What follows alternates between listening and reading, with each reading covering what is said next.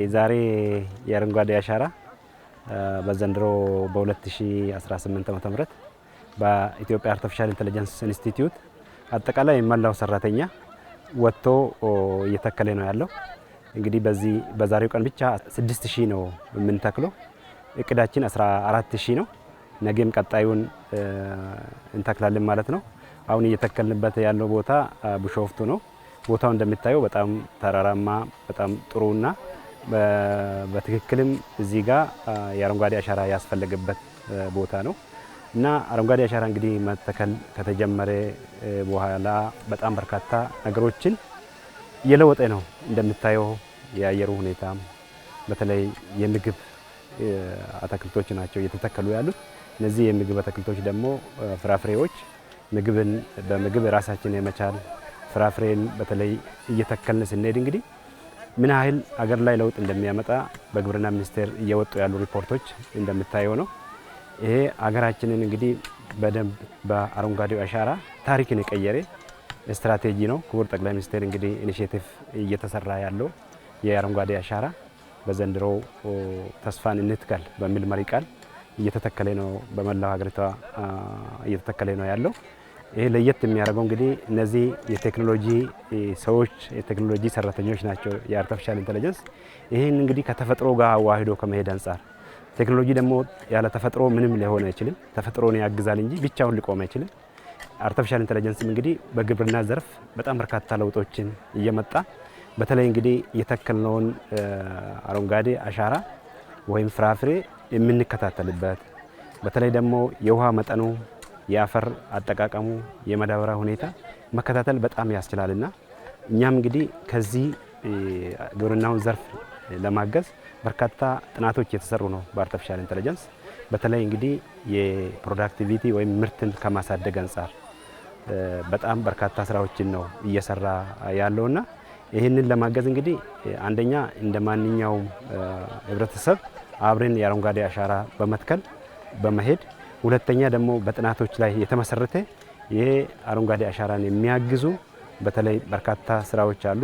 በአንድ ጀንበር እንግዲህ 800 ሚሊዮን ችግኞች በሚተከሉበት ጊዜ ያው አብረን በመሆን እነዚህን ችግኞች የት ተተከሉ፣ የት ቦታ ምን ያህል የሚለው ነገሮችን በደንብ የሚያስችል የቴክኖሎጂ ውጤቶችን መጠቀም የሚያስችል ስራዎች ተሰርተዋል።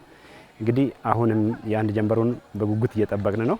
ከዛ በፊት እንግዲህ 14000 እንደ ተቋም ተክለን እንጨርሳለን። ዛሬና ነገ እቅዳችን ይሄ ነው። የአንድ ጀንበሩ በጣም ትልቅ ስራና ሀገራችንን በትልቅ ደረጃ የሚያስቀምጥ ነው። እሱን በቴክኖሎጂ ከማገዝ አንፃር በደንብ አብረን እየሰራን ነው ያለነው።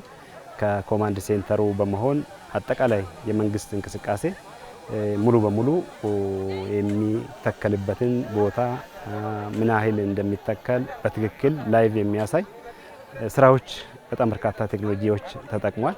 እሱ እንግዲህ በዛው ቀን በደንብ የሚገለጽ ቢሆንም ዝግጅቶቹ ጥሩ ነው ለማለት ፈልጋለሁ። አርቲፊሻል ኢንተለጀንስ ለሁሉም በሚል መሪ ቃል ነው እየሰራን ያለ ነው። አርቲፊሻል ኢንተለጀንስ ጥናቶቹ በግብርና ዘርፍም፣ በጤና ዘርፍም፣ በአገልግሎት ዘርፍም፣ በፋይናንስ ዘርፍም ነው እየሰራን ያለ ነው። ከግብርና ዘርፍ እንግዲህ በቡና በሽታን መከላከል በሽታን መለየት የሚያስችል ላይ ሰርተናል። እነዚህ ሞዴሎች ሬዲ ናቸው።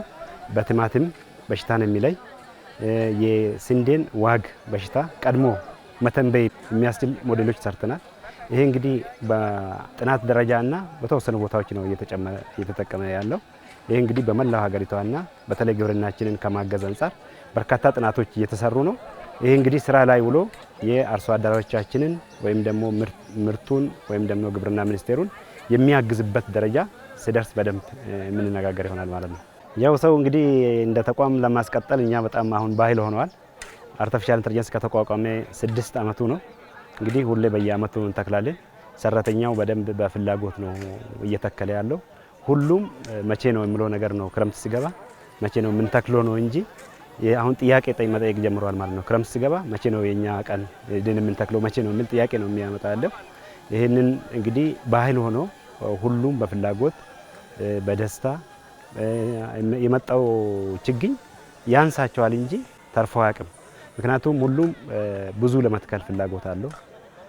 ባህልም ሆኖ እየቀጠለ ነው እና ይሄ እንግዲህ እንደዚህ ከቀጠለ አገራችን ሙሉ በሙሉ በአረንጓዴ አሻራ ላይ ያለው አመለካከት ሙሉ በሙሉ የሚቀየርበትና በተለይ ይሄ ግብርና እና የቴክኖሎጂ ሰው ተለይቶ የነበረው አሁን ተዋህዶ ተፈጥሮ የግድ ከተፈጥሮ ጋር ካልሆን በስተቀር ምንም ልንቀሳቀስና ምንም ልናመጣ አንችልም የሚለው ነገር በደንብ እየተፈጠረ ነው ያለው ማለት ነው።